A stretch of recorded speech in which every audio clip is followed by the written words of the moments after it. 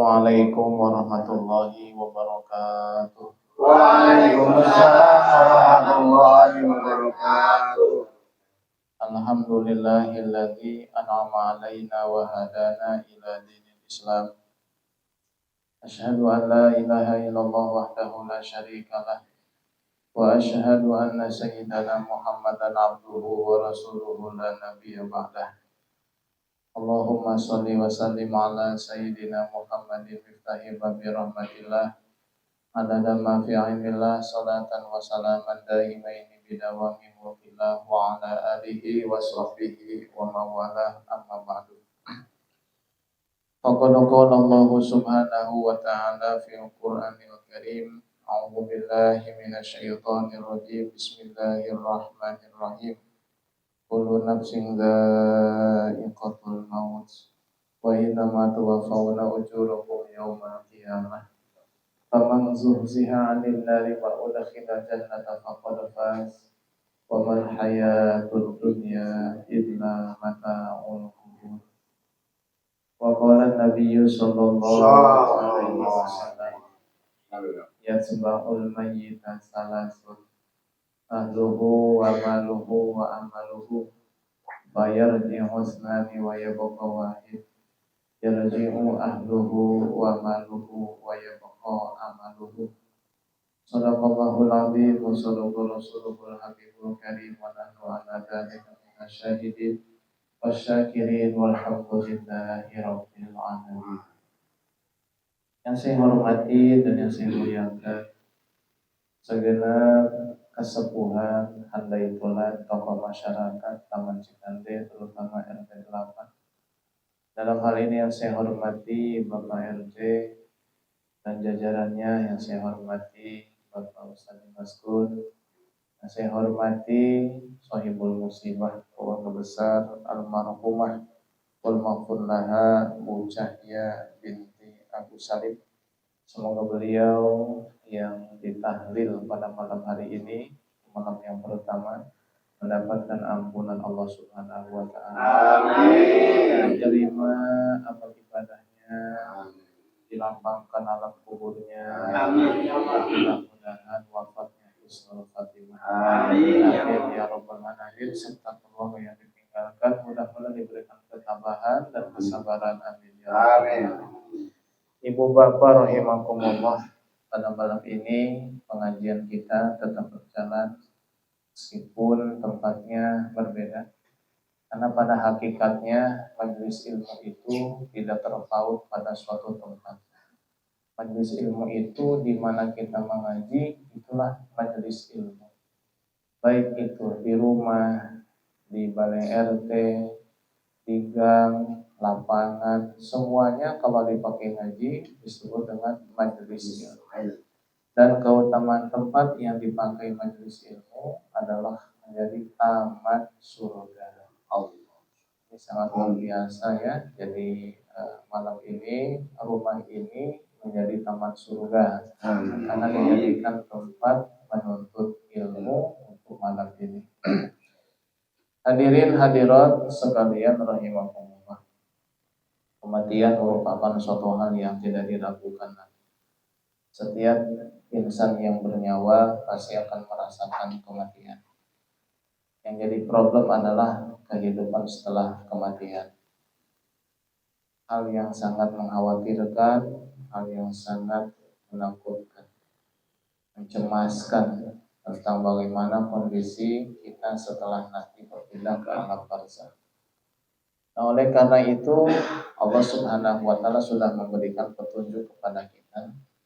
Di dalam firman-Nya Allah berkata, wa hadainahu najdain. Kami telah berikan kejelasan secara gamblang tentang dua jalan. Jalan menuju surga dan jalan menuju neraka. Tentu setiap dari kita sudah paham. Jalan menuju surga adalah dengan mentaati perintah Allah, menjauhi larangan-larangannya. Sedangkan jalan menuju neraka adalah kebalikan, meninggalkan perintah Allah, melaksanakan larangannya. Oleh karena itu hadirin sekalian, banyak-banyaklah kita minta ampun kepada Allah. bertaubat kepada Allah Subhanahu wa taala, beristighfar kepadanya, terutama banyak-banyaklah munajat pada malam-malam yang istimewa. Dalam 1 tahun ini kita memiliki malam-malam yang istimewa. Ada yang namanya malam Idul Fitri, ada juga malam Idul Adha, ada juga malam Asyura, malam 1 Rajab. Ini malam-malam yang istimewa, termasuk malam Jumat. Dan tidak kalah istimewanya adalah malam nisfu Sya'ban, yang kebetulan tahun ini bertepatan dengan malam Jumat. Jadi 2 keistimewaan terkumpul dalam 1 waktu, malam Jumat yang akan datang ini. Yang malam nisfu Sya'ban, yang malam Jumat, sangat luar biasa. Ada apa di malam nisfu Sya'ban?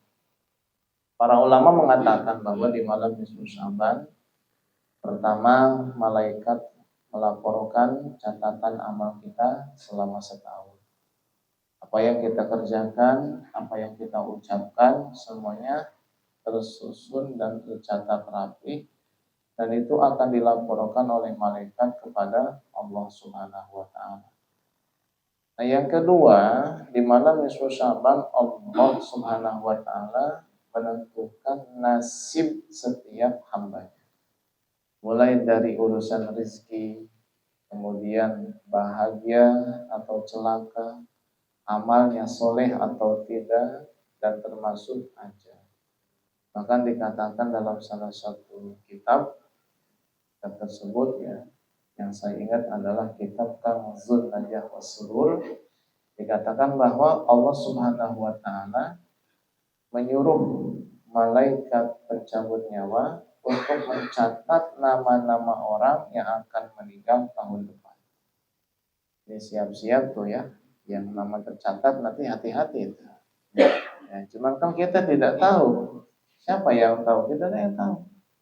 Mungkin orangnya mah menikah, orangnya mah ke pasar, ke sawah, bekerja, olahraga, mancing, dan lain sebagainya. Ternyata namanya sudah terdaftar di catatan orang-orang yang meninggal tahun.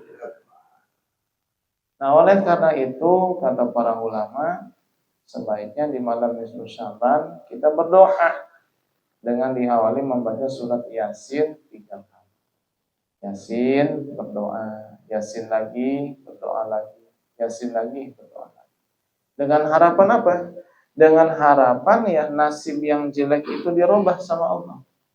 Karena Allah itu sangat punya hak merubah takdir untuk kita. Tentu dengan catatan sebelum takdir itu Allah sampaikan kepada malaikat. Kalau sudah disampaikan kepada malaikat, maka tidak dirubah lagi sama Allah. Nah, kapan Allah menyampaikan takdir itu kepada malaikat? Adalah pada malam nisfu Sya'ban. Jadi kita minta kepada Allah. Seandainya takdir tahun depan itu rezekinya sempit, minta diluaskan. Seandainya ajalnya sudah dekat, minta dipanjangkan. Seandainya amalnya tidak soleh, minta dijadikan supaya soleh. Seandainya hidupnya penuh dengan derita, penuh dengan sakit, penuh dengan musibah dan cobaan, minta agar diberikan kebahagiaan. Itu doa malam nisfu Sya'ban. Nah, yang ketiga, di malam nisfu Sya'ban Allah mengampuni semua umat Nabi besar Muhammad sallallahu alaihi wasallam, kecuali 12 atau 13 orang tidak akan diampuni sama Allah. Yang pertama adalah musyrik, orang yang menyekutukan Allah. Percaya kepada kuburan, percaya kepada jimat, itu musyrik. Bukan tidak boleh ziarah kubur, bukan tidak boleh memakai jimat, silahkan. Tapi jangan dipercaya. Percaya itu kepada Allah Subhanahu wa taala. Yang namanya jimat, wapak itu wasilah saja. Kemudian ziarah kubur wasilah. Ya, kalau kita bicara musyrik, ya jangankan batu kuburan, nisan segala macam, air mineral pun bisa jadi media kesyirikan, Pak. Ketika seseorang dahaga, kemudian dia minum. Lalu dia berkata, oh air mineral ini bikin saya segar, bikin hilang dahaga. Kalau dia meyakini yang menghilangkan dahaga adalah air mineral, musyrik. Karena yang menghilangkan dahaga bukan air mineral, tapi Allah. Termasuk juga oskadon itu bisa bikin musyrik. Kok bisa begitu? Iya, ketika seorang sakit misalnya, sakit kepala. Kenapa sakit kepala? Banyak angsuran. Pusing sakit kepala. Banyak angsuran. Ya, sehari 3 angsuran. Pinjol, bank keliling, sama apa lagi? Bank emok.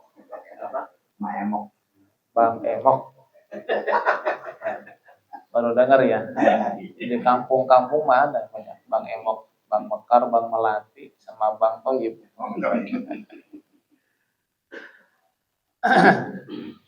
Pusing, minum oskadon, sembuh.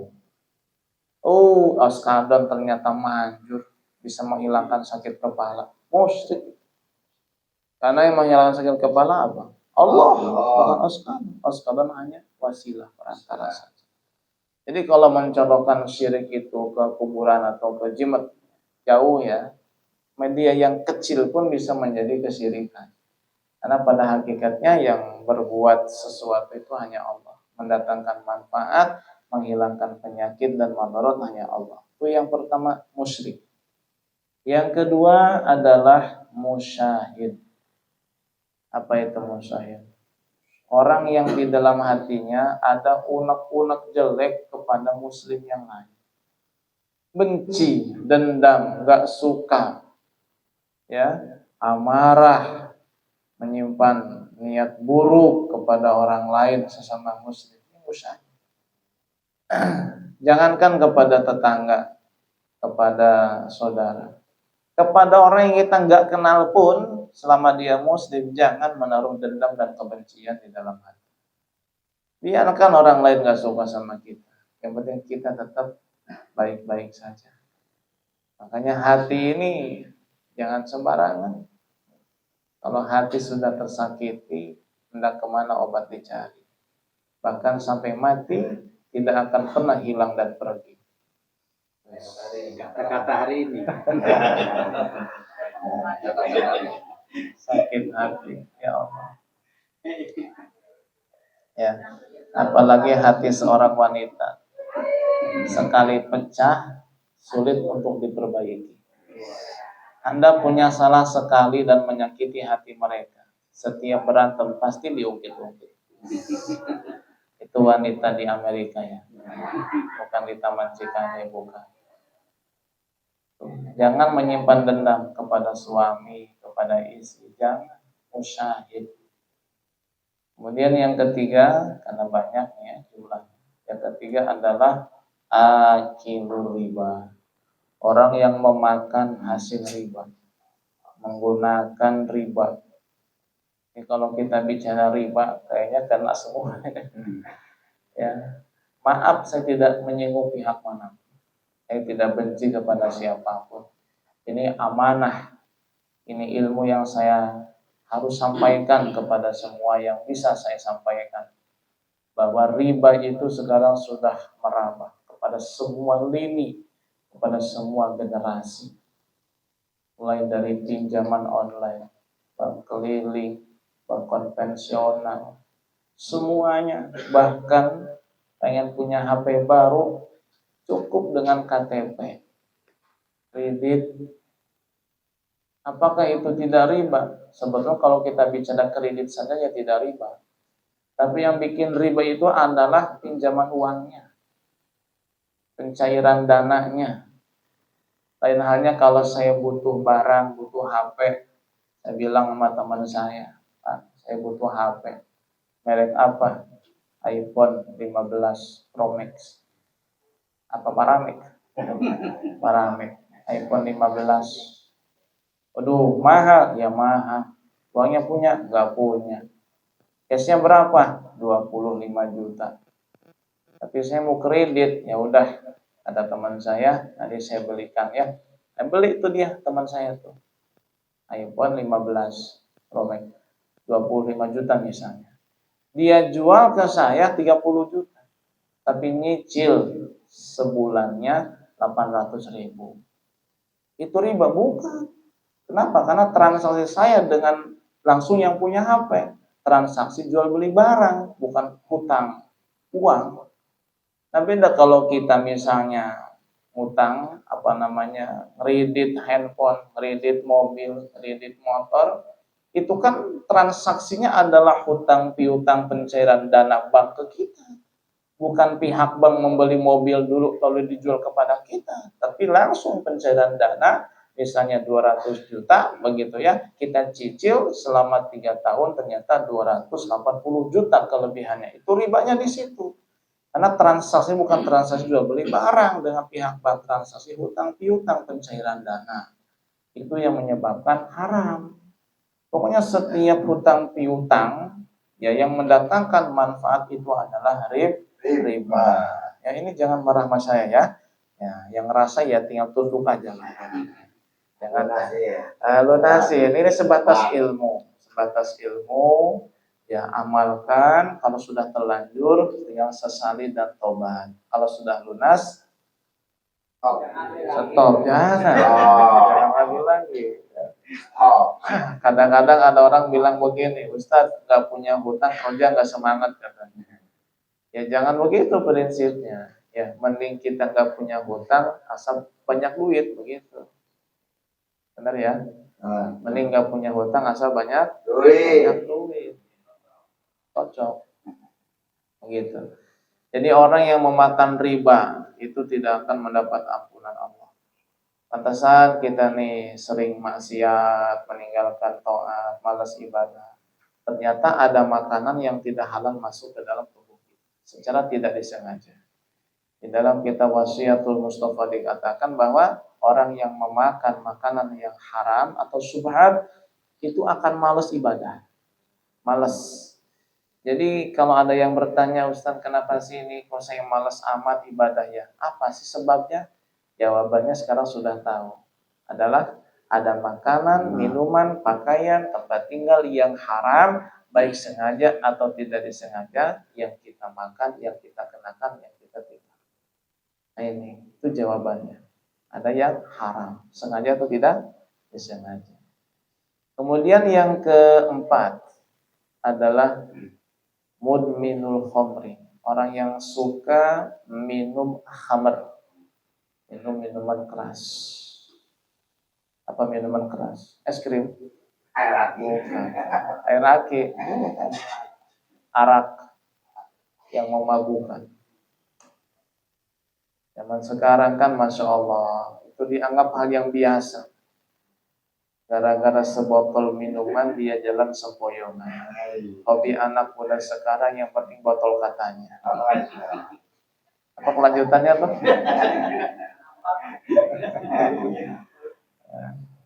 Ya Allah. Arak dengan berbagai macam merek, kopi miring, vodka, OA, whisky, brandy, wine, jus. Ya Allah. Arak ya Allah. Bagi yang sudah pernah mencicipi ya tinggal tobat, menyesal. Jangan mengulangi. Bagi yang masih melakukan itu hentikan. Jangan.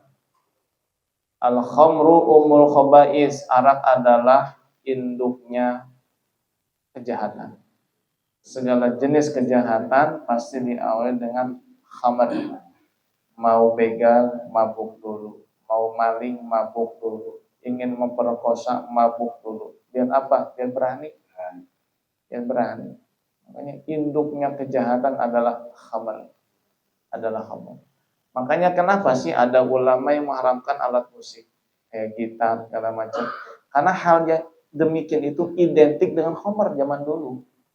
Ya, nyanyian, musik. Itu kenapa ada yang mengharamkan ulama ya? Jawabannya adalah karena identik dengan khamr. Coba tolong dilihat, saksikan, perhatikan, tonton, ya, dengarkan. Ketika ada konser-konser, itu pasti banyak yang mabuk di bawah itu. Kadang-kadang yang dinyanyikannya lagu religi, ingat mati lagi. Ingat mati, ingat hidup, ingatlah saat kau. Ingat hidup cuma satu kali. Itu nyanyi religi, ingat kematian, orang yang nyanyi di bawah joget sambil mabok.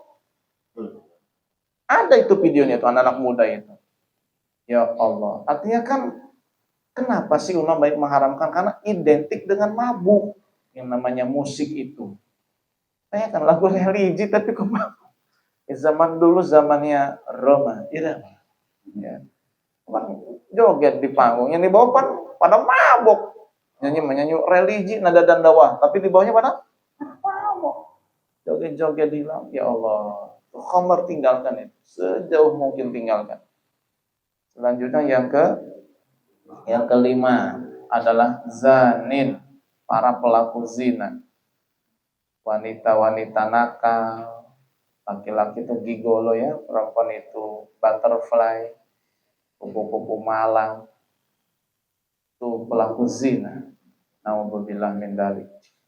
Zaman dulu mah daerah sini yang paling terkenal tuh di mana? Di mana? Bandung. Nyahuan Bae Sumur Bandung. Abadi yang apa? Belasot. Sekarang udah nggak ada. Tempat lokalisasi kayak gitu nggak ada. Apakah karena orangnya tidak ada? Orang masih ada. Ya, mungkin pindah kontrakan, pindah tempat. Apakah berhenti dari kegiatan itu? Wallahu a'lam. Karena sekarang sudah tidak perlu mangkal lagi di tempat kayak begitu. Kalau zaman dulu kan terkenal di daerah Jawa Timur sana kan Gang Doli. Ustaz tahu aja nih katanya begitu. Bukan mantan ya. Atau yang di sana di Cikarang itu Kalimalang. Terkenal itu. Sekarang udah merosot tuh nggak ada tuh. Hanya satu dua katanya. Pada kemana itu? Oh ternyata pindah ke aplikasi hijau. Aplikasi hijau. Bukan WA, sebelahnya lagi. Hati-hati nih, jangan-jangan di HP ada aplikasi hijau itu. Awas. Zina, hati-hati. Ibu tolong periksa HP suaminya. Takut ada aplikasi hijau. Bukan Tokopedia, bukan. Sebelahnya lah satunya. Ya Allah, hati-hati. Zanin. Yang keenam adalah qatilun nafsi, orang yang membunuh manusia tanpa hak. Yang ketujuh adalah kahin, dukun, paranormal, orang yang suka meramal, menebak kejadian yang akan datang, besok terjadi apa, atau menebak-nebak barang yang hilang. Makanya kalau kehilangan barang jangan datang ke paranormal, polisi datangnya Pak. Datang ke paranormal dikibulin Pak. Oh ini barangnya masih ada Pak, belum dijual sama yang nyuri. Rumahnya menghadap ke selatan, warna rumahnya kuning, ya pintunya 2, depan 1, belakang 1. Nah, itu tukang tebak kahin, dukun itu, dukun. Lain hal dengan ulama, dengan wali, itu kadang tahu hal yang akan datang bukan karena hasil belajar, tapi buah daripada istiqomah yang disebut dengan karomah. Karomah, seperti contohnya, zaman dulu di Kresek ada seorang ulama besar namanya Syekh Astari Kresek. Syekh Astari pernah bilang begini dulu, jarang belaraja jalan ke Mekah, jarang belaraja jalan haji, jarang belaraja jalan ke Madinah.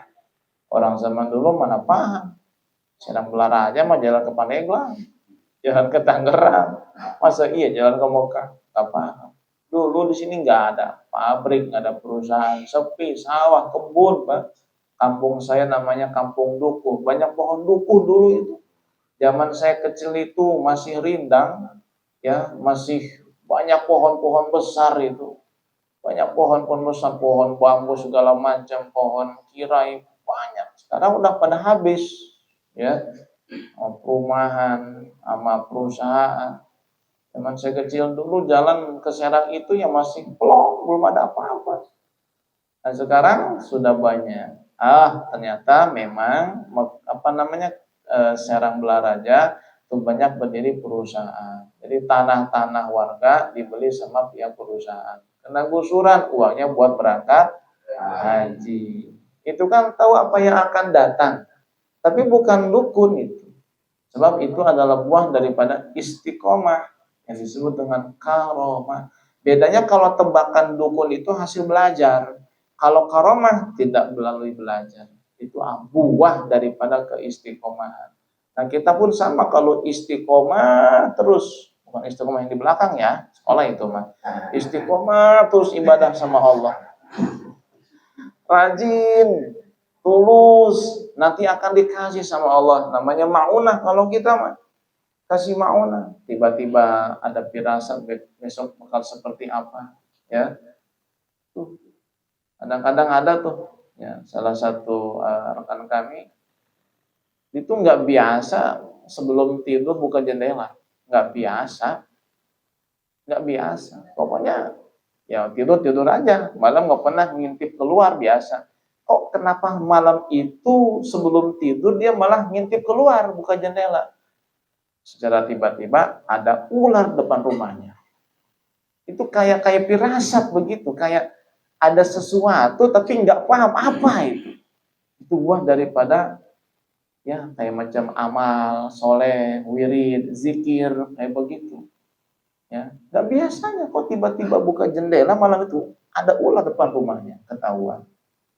Ya, ada juga yang nggak pernah tuh ngebalikin pintu sampai lihat-lihat detail itu. Pas satu hari, kok kenapa dia buka pintu sampai detail teliti? Ternyata ada hewan yang jahat juga di situ, berbisa, berbahaya. Itu firasatnya begitu tuh. Biasanya yang punya firasatnya tajam itu mak-mak, ibu-ibu biasanya. Makanya bapak-bapak naruh uang dimanapun ketahuan aja sama dia. Kenapa? Firasatnya tajam. Ya. Bukan karomah, uang sial itu. Aroma. Tahu aja itu. Suami selingkuh aja, istri tahu aja itu. Firasat. Ada salah satu, ini saya kisah-kisah nyata semua ini. Tapi saya nggak ceritakan orangnya di mana, tinggal di mana, siapa nggak cerita. Pokoknya ini kisah nyata. Ada seorang perempuan rajin sholat tahajud. Nggak pernah meriksa HP suami. Nggak pernah sama sekali. Sekali itu periksa, ya nggak ada apa-apa. Kok kenapa tiba-tiba ada yang ngirimin rekaman video suaminya sedang menikah lagi? Coba bayangkan. Itu siapa yang nuntun ke Allah itu? Nggak pernah tuh istri meriksa HP suami, nggak pernah sama sekali. Ada nggak pernah. Tapi kok kenapa pas malam itu habis sholat tahajud, lanjut sholat subuh, kok malah buka HP suami, pengen tahu. Dan normal aja nggak ada apa-apanya. Tapi kok kenapa pas saat itu ada yang ngirimin rekaman video pernikahan suami dengan wanita lain? Ya Allah, inilah buah daripada ibadah. Makanya Bapak punya isi ibadah, hati-hati. Nggak bisa semuanya ketahuan itu. Ya, Masya Allah.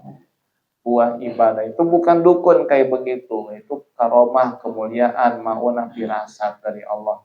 Makanya kata Nabi, ittaqu farasatal mu'mini fa innahu yanzuru bi nurillah. Berhati-hatilah dengan firasat orang yang beriman karena mereka memandang dengan cahaya Allah Subhanahu wa taala. Firasat. Kita bukan wali, kita bukan ulama, tapi Allah kasih kita firasat. Perasaan kayak nggak punya duit. Benar itu mah nggak punya duit itu. Bukan firasat lagi. Aduh. Baik, nomor berapa itu? 7. 8 sekarang. Sahir, bukan sihir. Teluh, santet, guna-guna, tenung, pelet. Sama itu sihirnya. Ya, tidak diterima. Gak bakal diampuni sama Allah pada malam yang susah. Hendaklah bertaubat. Ya. Susuk. Susuk juga sama sihir itu. Yang punya susuk buang sudah. Ya, jangan dipasang, jangan dipakai lagi, buang. Mau susuk kantil, susuk kutil kayak buang itu. Yang normal-normal sajalah, ya. Normal-normal saja. Yang punya ajian jaran goyang semar mesem buang. Ajianku semar mesem. Sapa wong kang ngelihat aku kesengsem.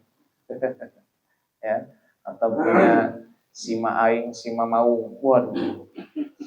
Nah itu kayak begitu tuh. Yang normal-normal aja biasa ya. Udah cukup kok wiridan dari Nabi, doa dari Nabi, dari ulama. Tapi memang jangan disamakan ya. Ada kadang-kadang doanya itu bahasa Sunda, bahasa Jawa, tapi itu bukan sihir. Itu amalan dari wali ya. Seperti dulu saya pernah diajarkan oleh guru saya. Katanya kalau teriris pisau ya, itu biar darahnya nggak keluar terus, biar mampet, itu baca bismillah, terus baca pet kulipet getih mampet daging rapet tina raget kena kulit nak insya Allah itu ya nggak bakal ngocor itu getihnya itu darah. Itu bukan sihir, nah itu doa ya, tapi dengan bahasa Sunda, bahasa Sunda.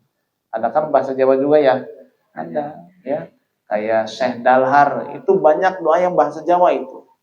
Saya punya guru juga, guru saya berguru kepada Kiai Haji Ahmad Abdul Haq. Kiai Haji Ahmad Abdul Haq adalah murid Syekh Dalhar. Itu banyak doa-doa bahasa Jawa. Ubat-ubat apa tuh doa kayak begitu tuh. Ya, ubat-ubat, upat-upat apa itu. Ya, banyak itu.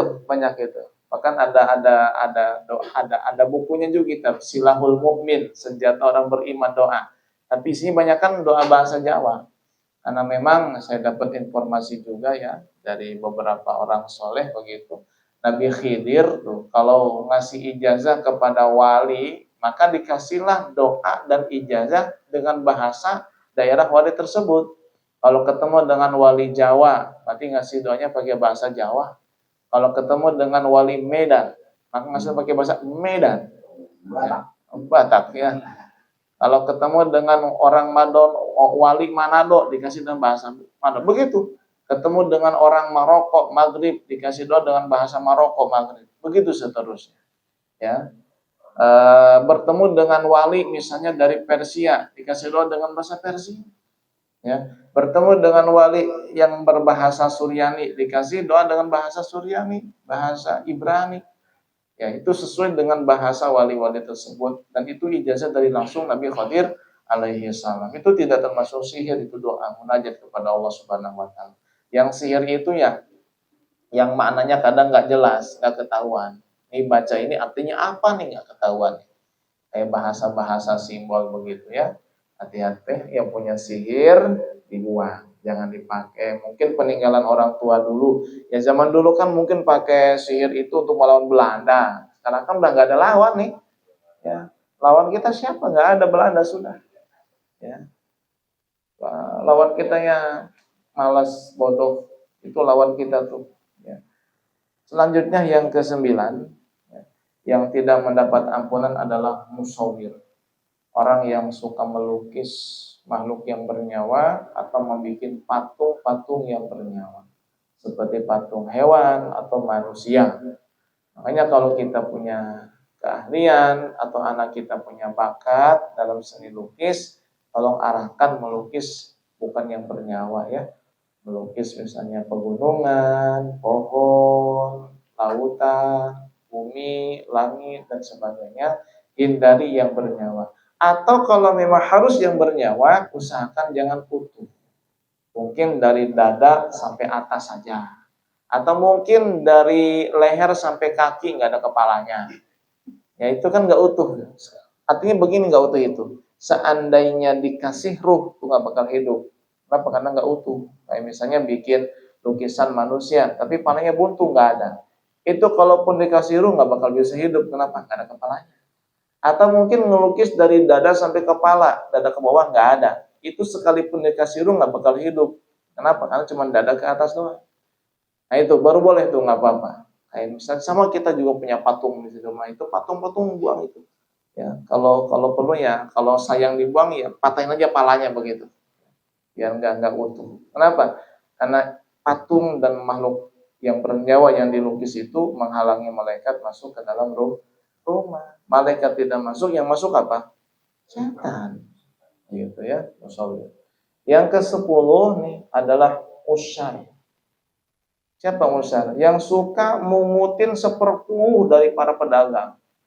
Yang suka malak, minta secara paksa, ya, salaran begitu, ya, paksa, bayar.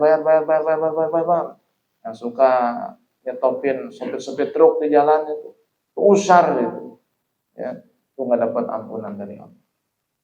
Yang ke-11 adalah Rafidi, Syiah. Orang-orang Syiah tidak akan mendapat ampunan. Ciri Syiah itu yang menghalalkan nikah kontrak. Syiah. Yang ke-12 adalah mubtadi', para pelaku bid'ah. Hal baru di dalam agama dibuat-buat sama dia. Kayak sholat subuh dibikin 3 rakaat misalnya, bid'ah. Atau sholat duhur dibikin 2 rakaat, bid'ah. Atau sholat maghrib dibikin 4 rakaat, bid'ah. Atau misalnya Ramadan puasa dibikin 2 bulan, bid'ah. Itu pelaku bid'ah. Hajinya kerangkas misalnya, itu bid'ah juga sama. Pelaku bid'ah nggak bakal diampuni. Yang ke-13 terakhir adalah akun lil walidain, anak yang durhaka kepada orang tua. Durhaka sama orang tua, hati-hati. Ya, kadang-kadang kehidupan anak tuh nggak baik-baik saja karena perilakunya yang tidak baik kepada orang tua. Yang masih hidup orang tuanya datangi, sowan, sungkem, maaf. Yang sudah tidak ada, ziarahi. Sampai ke kuburannya, doakan, salam, bacakan Fatihah. Yang mungkin jauh makam orang tuanya, cukup di sini. Malam Jumat bacakan Yasin, tiap habis sholat doakan minimal 5 kali, tiap habis sholat Rabbi firli wali walidaya warhamhuma kama rabbayani shaghira. Nah, inilah 13 golongan manusia yang kalau tidak tobat, catatannya, kalau tidak tobat tidak akan mendapat ampunan pada malam nisfu. Orang lain mendapat rahmat, dia mah enggak. Kan sangat menyakitkan itu. Ikut riungan dari awal sampai akhir, orang lain dapat berkat, dia mah tidak dapat. Gimana perasaan tuh? Waduh, rugi kan? Rugi kata Pangkas juga. Rugi, sia-sia. Ya. Orang lain mah kerja gajian, dia mah nggak gajian. Coba, capeknya doang. Makanya yang merasa punya kaitan dengan yang 13 ini, karena dia merasa ini, merasa itu, salah satu dari 13 ini, Allah segera bertobat sekarang. Berhenti, menyesal, tidak akan mengulangi. Insya Allah, Allah akan tetap membukakan pintu tobat untuk kita. Amin. Ya Rabbal Alamin. Demikianlah pada hadirin sekalian, kajian kita pada malam hari ini. Cukup sekian, terima kasih. Kita doakan sekali lagi, mudah-mudahan almarhumah wal maghfurlaha Ibu Cahya binti Abu Salim mendapat ampunan Allah Subhanahu wa taala. Kepada amal kuburnya mudah-mudahan dijadikan ahli sholawat. Amin ya rabbal alamin. Ala hadhihi niyah wa ala kulli niyatin shalihah. Syai'un lillahi lahal fatihah. Alhamdulillahi rabbil alamin. Iyyaka na'budu wa iyyaka nasta'in. Shiratal ladzina an'amta 'alaihim ghairil maghdubi 'alaihim waladdallin. Subhanakallahumma wa bihamdika asyhadu an la ilaha illa anta astaghfiruka wa atubu ilaik. Wallahu muwaffiq ila aqwamit thoriq. Wassalamualaikum warahmatullahi wabarakatuh. Waalaikumsalam.